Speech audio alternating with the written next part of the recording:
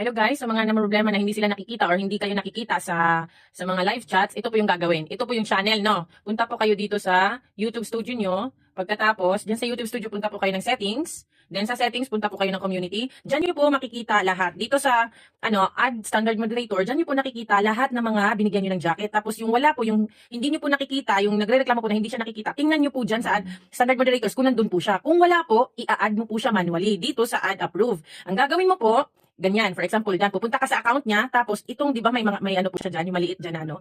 Yan, i-highlight mo po, ika-copy mo siya, ano niyo po siya, paste. Ayan, tapos pag paste po, i-click mo lang po siya, para ma-add na po siya dyan. Kung andito siya sa hidden users, baka na-hide niyo siya, hanggalin mo lang siya sa hidden users, no? Basta ganun lang po yung gagawin kapag wala po sa hidden users, you need to, add him or her person, manually dito sa approve. Punta ka po sa channel niya, ika-copy paste, then, balik ka sa ano mo, yan. Ganyan na po. Pagkatapos niyan,